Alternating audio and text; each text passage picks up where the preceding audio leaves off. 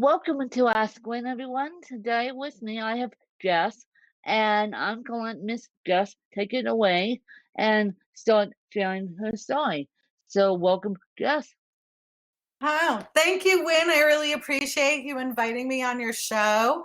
And again, like you said, my name is Jess Arce, and I am the owner and director of Lexia Learners. And dyslexia is my life, and so I never intended that to be my life, but when I had my daughter 24 years ago, I had already had a son who was very gifted in reading and advanced, and then my daughter came along, and she struggled so much to do basic things. When she was 2 years old, she couldn't cut with scissors, and she couldn't draw pictures. And I was a preschool teacher at the time, so I started wondering what is going on with my daughter, and no one had any answers for me. And so I basically dedicated the next 10 years of my life trying to figure out why she was struggling, what was going on in her life.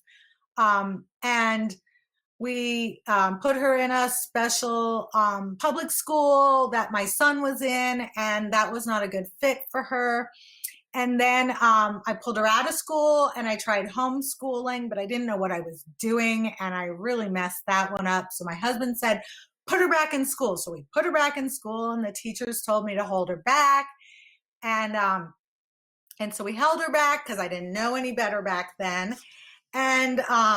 And then we put her in private school, hoping private school would help, but none of those things helped.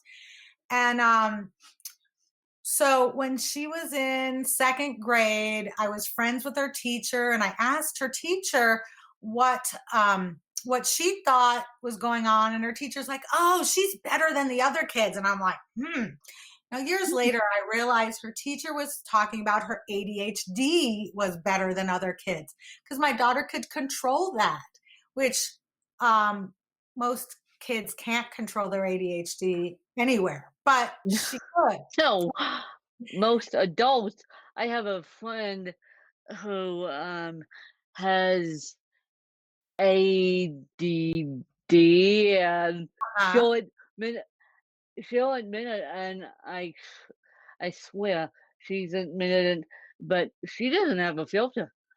ADD and ADHD, they don't have a filter. Well, I have ADHD myself, and I work very hard on filtering. But yeah, it's hard. We have to think. We have to learn these skills. But yeah, my daughter, she could control her ADHD in school, no problem. So anyway, we didn't have any answers. And then we moved to Texas. And we had only been in Texas 1 week when her teacher told me she's dyslexic. I was like, oh, that makes sense. My mom had been diagnosed with dyslexia in the 40s.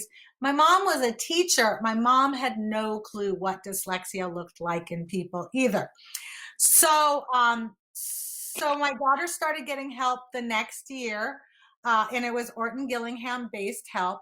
And then my son, a couple of years later, my youngest son started school, and he was struggling in school, and he had a new teacher.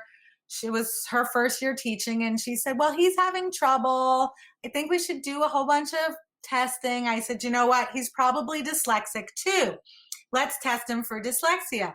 So in Texas, they were very advanced, and so they tested my son as well, and he started receiving dyslexia services a year earlier than they typically would because I was a very active part of the community. I volunteered at school all the time, and they knew my daughter was dyslexic. Yeah. So he started getting help early on with his reading and spelling and writing. But then we decided we were leaving Texas and moving back west, and I was going to homeschool the kids because the schools weren't as good back west. So so my son's dyslexia teacher said, you need to learn how to help your son. Well, since I was going to homeschool anyway, I figured why not um, do what he needs. So I got trained in an Orton Gillingham based program so that I could help my son. And then we were at a homeschool class, and I was talking to a mom one day, and her daughter was in 6th grade and her daughter couldn't read. And she was telling me about it. And I said, that sounds like dyslexia. So I started tutoring her daughter, and her daughter started learning how to read. So then she told a friend, and the friend, her dyslexia was nowhere near as severe as my kids or my students my student was, but she wanted to be an actress and she needed to be a stronger reader, so I started tutoring her. So lo and behold, my business, tutoring kids and adults with dyslexia, dysgraphia, and dyscalculia, started. And so now my whole life is dedicated to A, educating people about what dyslexia is, and B, being able to help as many students and kids and adults as possible.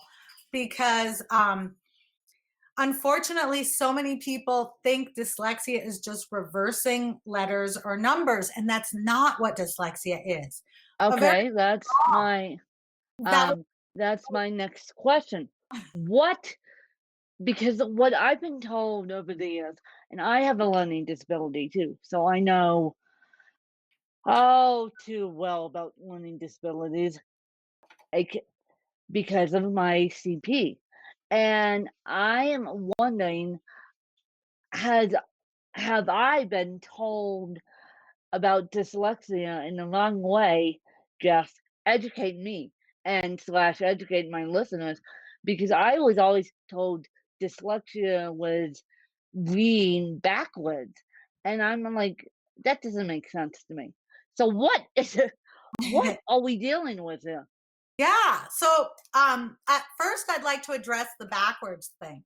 So only about 25% of dyslexic people have reversal issues beyond maybe B and D. And that really is a different component that often is associated with dyslexia. That's usually actually a visual impairment, and not one that they'll find that a regular optometrist would find. It's not something that they'll see in a vision test. But when you go to a vision therapist, they help with those kind of issues. But um, dyslexic people can be great readers, which is one thing that most people don't realize. And so if their child doesn't struggle with reading, they just assume it's not dyslexia, but it can be, because dyslexia means difficulty with words.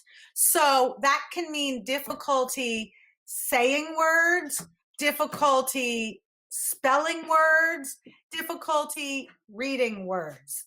Okay, so it's a broad spectrum of what it can fall under. And then I'm just going to mention the other two disses, and then I'll tell you all about the characteristics, because they pretty much present themselves in all three. So the other one that's starting to become more known is dysgraphia. And graphia means writing. So dys means not. So dysgraphia is difficulty with writing. And very often that means that they have illegible handwriting, but it can also mean that they can't get their thoughts down on paper. And then the third dys is dyscalculia. And calculia, or calc, is math, right? So we have a Yeah. calculator. That comes from the Latin prefix. So dyscalculia means difficulty with math. And so people with dyscalculia have difficulty understanding math concepts, remembering the functionality, the order of math. And people with dyscalculia And even people with dyslexia very often can do pretty well in geometry because that's shapes, but they don't do well in algebra because that's arbitrary information. And dyslexic people, and when I say dyslexic, I mean all three, but I typically just use the word dyslexia. But dyslexic people have difficulty with arbitrary information. That's why it may be hard to remember your address or your phone number or the order of the alphabet because there's no logic to it, to the brain. They don't understand, why do I need to remember this? I'm not going to tell you my passwords, but I have very logical passwords because that makes it easier for me to remember because I too am dyslexic. So that's the number one thing. Dyslexia is hereditary. So if you are dyslexic, most likely 50% of your children will be dyslexic. And turns out both my husband and myself are dyslexic. So 3 of our 4 children ended up having dyslexia. The one that doesn't have dyslexia still has characteristics of dyslexia.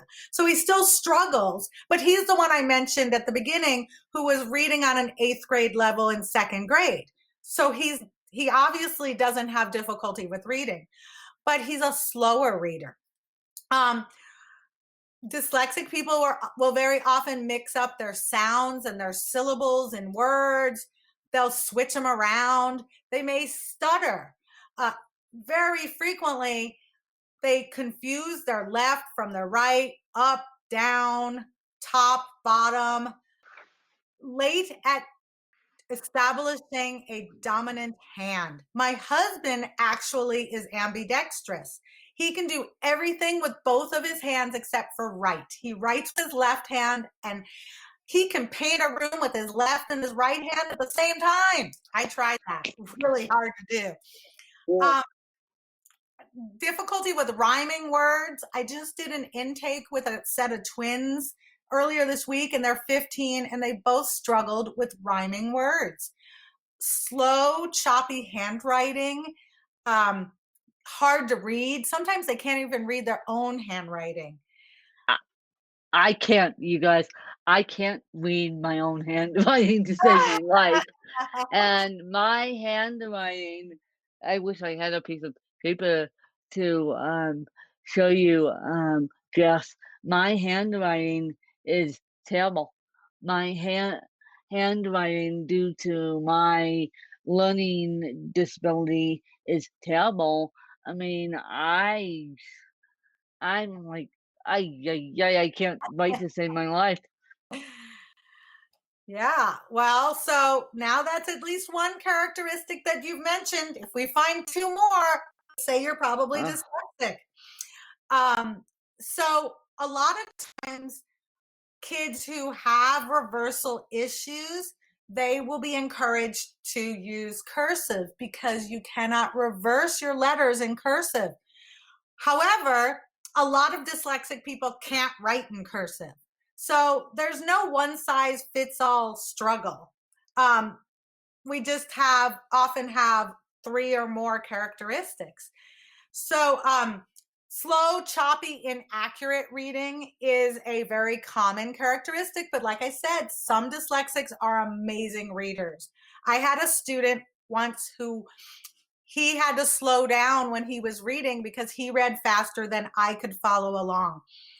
And then very, very frequently, dyslexics will guess a word based on the shape or the context, the first and the last letter of the word.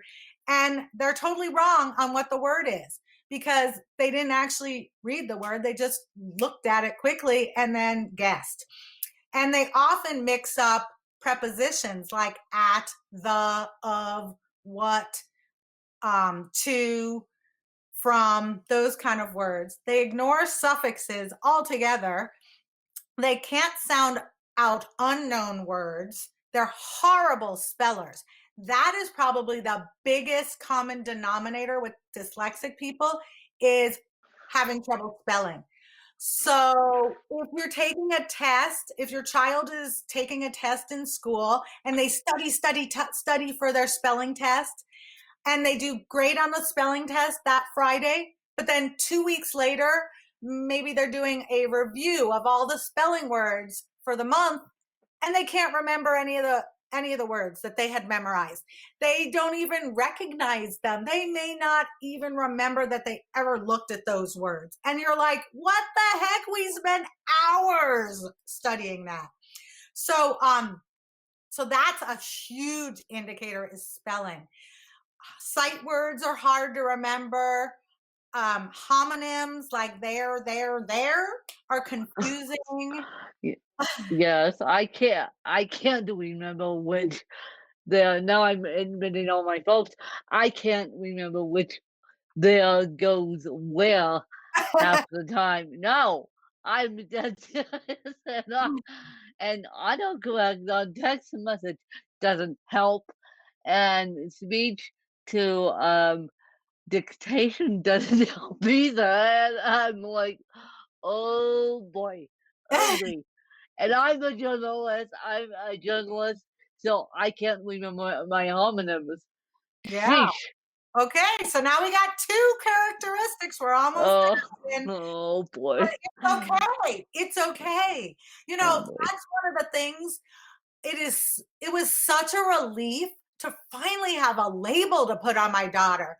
Like Yeah, nothing had changed at that very moment except for we knew what we were dealing with. And that makes life so much easier. And you know you're not alone when you know that it has a label, right? yes.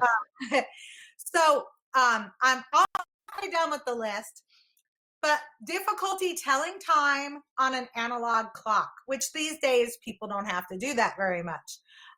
Memorizing multiplication facts is really hard, and memorizing a sequence of steps in order to do your math problems or in order to do your chores or what someone asked you to do. Like if they ask you, go make your bed, pick up your clothes, and put your clothes away in the laundry hamper or the dresser. And your kid comes back downstairs and all they did was make their bed. And you go upstairs and why are all the clothes still out? I didn't remember. And then we get mad at them. But it's not their fault. They really didn't remember. They couldn't remember all of those steps. So again, when we understand why, we're a little bit more forgiving. Um, so then they have difficulty finding the right word to say and often say whatchamacallit and thingamabibble and common sayings and phrases come out slightly off. And then they have an extremely messy bedroom, backpack, desk, or they dread going to school, doing homework, doing schoolwork. They may complain of stomach aches or headaches because they don't want to go to school. They have nightmares about going to school because it's so stressful. The teachers are yelling at them because the teachers think they're not trying. Their classmates are teasing them because their classmates think they're dumb, and they know they're not dumb, but they don't understand why they can't do basic things that other kids can do. And so very often these kids, especially the ones who have profound issues, they'll just drop out of school in high school because it's like, what's the point? Why try? Why should I be here? So that's pretty much the signs of the 3Ds in a nutshell. Did you notice a third one that you feel relates to you, resonates? I I did, and I admit that I can't remember. Am so I have to tell myself, okay, step by step by step. I can't I have a great memory. I can remember a conversation Mm-hmm. 2 weeks from now, but I can't remember what I am doing. I get so distracted that I can't remember what I'm doing. And so when a person asks me a question, I literally have to look at them and say yes, because I can't remember what I'm doing. So I take notes so I can remember things. I have sticky notes all over my computer right now so that I can remember um, what I want to talk about, what I want to ask you, because I can't count on my memory to remember those kind of things. So maybe I should do maybe I should do sticky notes on my computer Yeah. And because I can't remember I can't remember half the stuff I can remember, but I can't. right. You know what you want to say, but then at that moment, it's like it's gone. Yeah, exactly. And So, sorry. yeah. So I was going to say sticky notes may be a great idea. A full-fledged wall calendar may be a great idea too. But I have phobia. I have communication apprehension. I know that because of a TBI. So that's part of my TBI, but me not I have a great memory, but short-term memory is short-term memory is not good. Exactly. Yes. And another great trick that I have been using for about a year now is Trello. Are you familiar with Trello? Yes. Well, that's like my sticky notes. And I love it because I can write notes on my phone, I can write notes on my laptop, I can write notes on my desktop, and then I can see them wherever I am. So that was like the best discovery that I had last year was Trello. Yeah. So, yeah, you people need visual. I need audio. I need audio. And so how do people do it with dyslexia? Do they like audio or is audio out the door for them? So, there's three different learning styles that exist. There's auditory, there's kinesthetic, and there's visual. Yeah. So all of us are going to have one primary skill that is our natural learning skill or ability, and then we usually have a secondary. So for me, I am kinesthetic. So that's why I write notes for everything because that helps me remember things. Even if I never look at the note again, I will have a better chance of remembering. Um, and my second one is visual. So if I see things, that will help me remember it. However, because I am not a quick reader, I tend to not read a lot of books. So I have turned to audiobooks in the last couple of months to help me read books quicker. And I love, like the Kindle, you can look at the book while you're listening to it because there was a phrase that I have been saying wrong my whole life. And when I heard how they said it, I then looked at the book and I was like, holy cow, that's a 2-word thing. It's not even one word. And I think it was all beta or something like that, which that's not how you say it. It's like all something.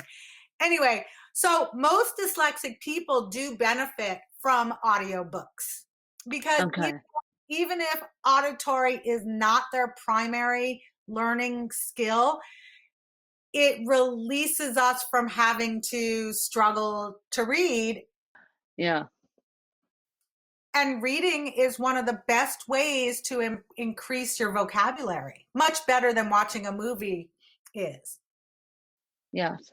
Well, I am amazed by that people with dyslexia could do well with audiobook. Now, you guys remember we all have all different learning styles. I'm 100% audio.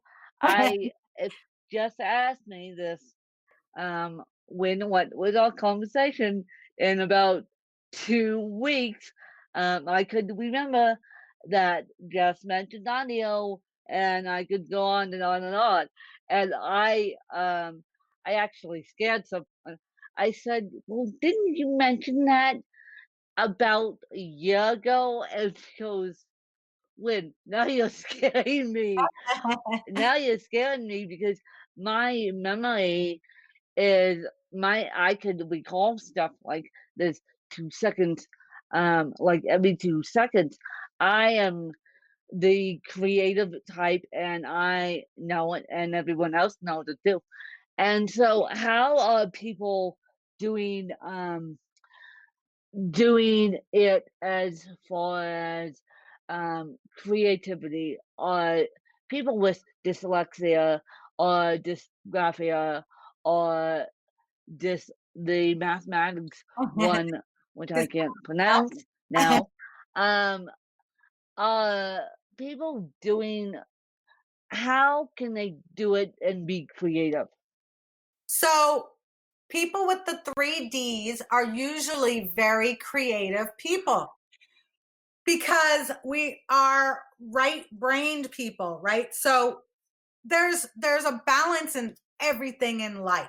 And so dyslexic people are often struggle with the technical aspects but are very creative. So you're great actors, athletes, musicians, CEOs, entrepreneurs.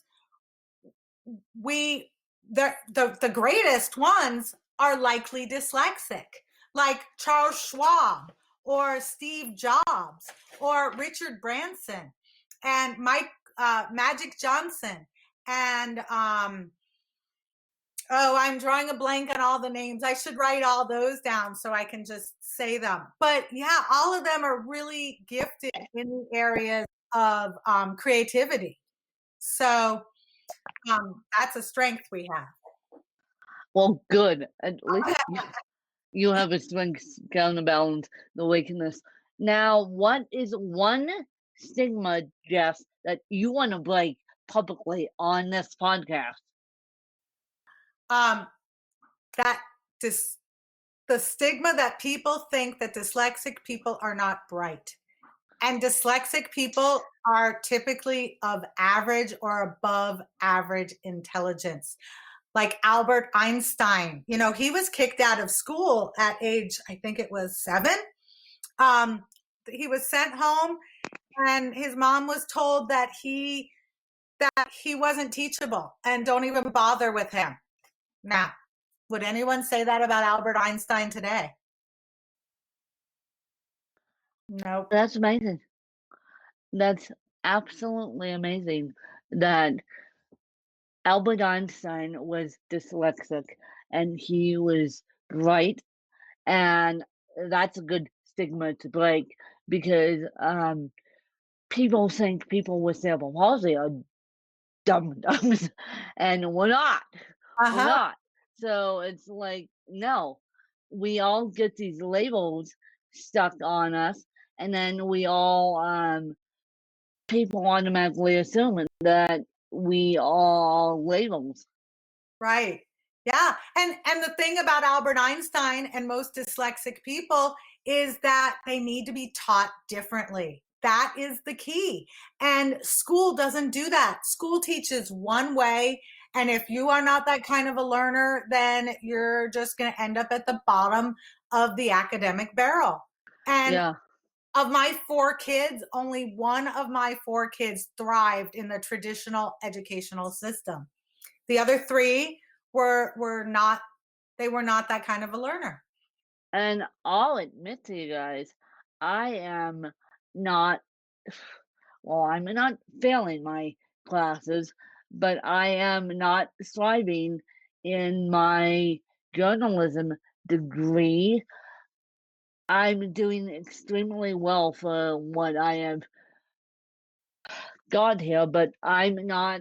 I I hate my journalism degree. I want it done so quickly, you guys, because, and I'll admit that, because I don't like the traditional education system. Never have, never will, never, ever, ever, never, ever, ever, as a teacher, as a student, as a, no, never, ever, ever, ever, ever.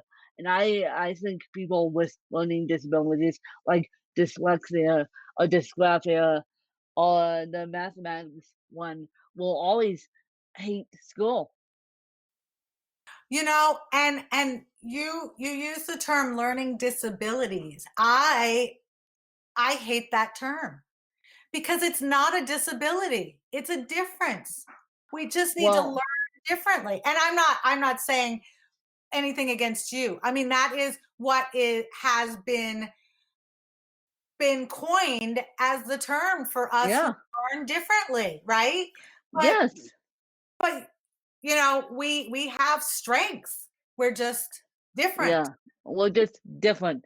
So, just as we wrap this interview up, do you have any questions for me? Yeah. So I was wondering what your driving force was to not let CP hold you back and instead it empowered you. Well, it's taken me a little while to get in empowerment. Um, my driving force is educating you guys about disabilities. My driving, and when I say you guys, my fan base, my driving force is educating people about disabilities. And I will do this until the day I die. And I will be in a different location doing it, but I will keep on educating people about disabilities. That's awesome. Yeah, because if we educate people, then there'll be less prejudice in the world, right? Because prejudice stems Oh, from yes. understanding. Oh, yes. My next question is, what drove you to start a podcast? I wrote a book, and then that book led to me sharing my story and me starting a podcast of my own. Awesome. So that was your way of being able to share it with the world, huh? Yes, yes. Share my book with the world. Yes. And what recommendations do you have for people wanting to start their own podcast? Consistency, consistency, Hmm. consistency. And I would say to all the people out there with dyslexia listening, thank you very much. Now I have a brand new fan base that I didn't even know I had. And so I would say to swing back to creativity, you be the creative force and get help to do the technical end of it, because you be the creative force. You get you get to be the creative force, then a walk away. So you can get help. You Yeah. Awesome. Well, Yeah. consistency is an area that I am working on improving in Yes, consistency. Consistency. So where can people find you, Jess, and where can people find your company? Well, we're very active on Facebook. And I, of course, have a website. My website is lexialearners.com, and I'm so excited. I just purchased dyslexiapro.com, so I will be linking that to my website soon because that's easier to remember, right? As long as you can spell dyslexia. and and I really enjoy connecting with people. So my first step is a free call. And that people can do by going to bit.ly/capital LEXIA, capital LEARNERS, capital CALL, and schedule a call with me. You can also find that on my website, so you don't have to memorize that link. But yeah, and so we provide tutoring services for children and adults, and then small group classes for homeschoolers. And now that COVID has hit, we are virtual 100%. So we can help people virtually anywhere. We're not isolated to just California anymore. So I love that. Yeah. We can help people everywhere. Yeah, and I know you're in Nevada, but you can help people everywhere because of the pandemic. And I appreciate you guys listening. I hope you learned a thing or two about dyslexia. I certainly did. I will never, ever, ever look at the dyslexia population the same again after Jess came on and educated me. See, she has to educate another educator because I didn't know. I was the dumb that said, "Oh, there's a person that reads backwards." Oh, never mind. I did not know that there's three different types. I did not know that you. Well, I knew you could be bright, but I did not know that you're terrible readers and terrible spellers and all that good stuff. No, see, Jess has to educate me, and Mhm. yeah, we all have to educate each other. And I thank you guys for listening, and I will catch you guys next week, and I will catch you guys later. And I hope you guys enjoyed another fabulous episode of Ask Win. Thanks to you guys. Bye, you guys. Thanks, Win.